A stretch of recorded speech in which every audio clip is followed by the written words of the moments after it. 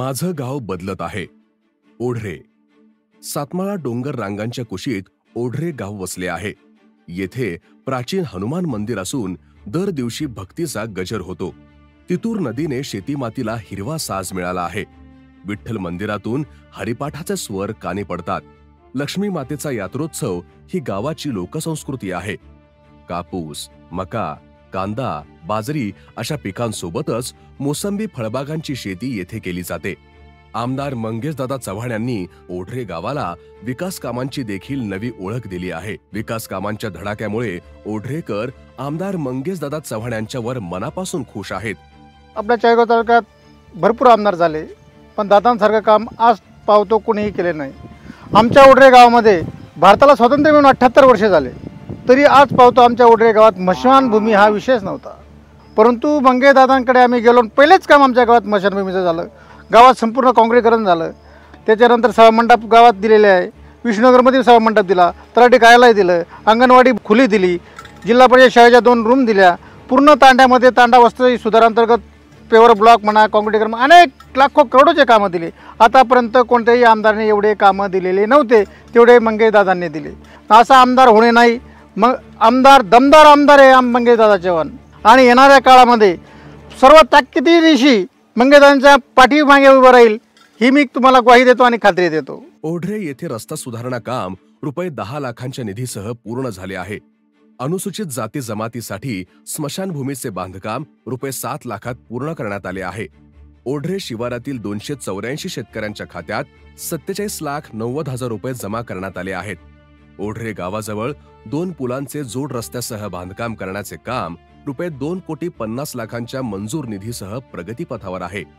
ओढरे ते पाटणे दरम्यान 2 पुलांचे जोड रस्त्यांसह बांधकाम करण्याचे रुपये 2,50,00,000चे काम देखील प्रगतीपथावर आहे. गणेशपूर ते ओढरे रस्ता पुलाचे जोड रस्त्यांसह बांधकाम रुपये 1,79,32,000च्या निधीसह प्रगतीपथावर आहे. ओढरे पाणी पुरवठा योजना रुपये 74,03,000च्या मंजूर निधीसह सुरू आहे. ओढरे येथे जिल्हा परिषदेच्या 2 नवीन शाळा खोली बांधकामासाठी रुपये 24,30,000 मंजूर असून काम प्रगतीपथावर आहे. शिंदी ते ओढरे रस्त्याचे सुधारणा काम रुपये 20 लाखांच्या निधीसह सुरू आहे. गणेशपूर ते ओढरे रस्ता सुधारणा कामासाठी रुपये 5,88,00,000चा निधी मंजूर आहे. तळेगाव शिंदी ओढरे रस्ता सुधारणा कामासाठी रुपये 3,83,99,000चा निधी मंजूर आहे.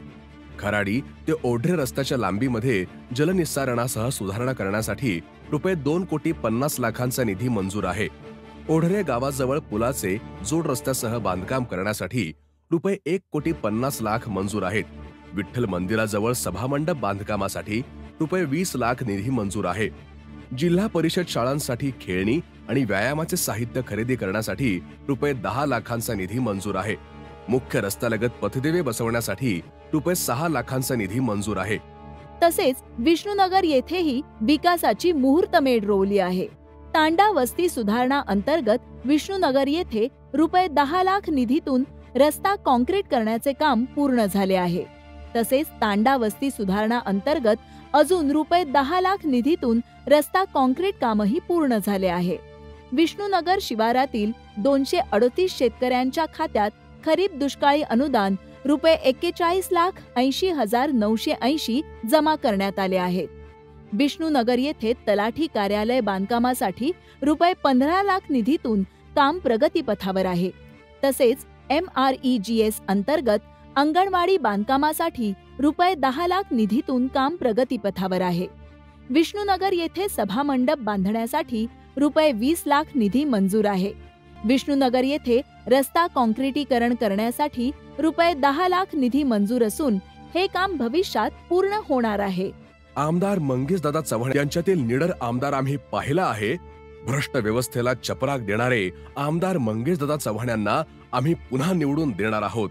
म्हणून गावकरीच म्हणतात, कहो दिल से मंगेशदादा आमदार फिरसे. शेतकऱ्यांचा खरा हा मित्र मंगेशदादा शेतकरी पुत्र.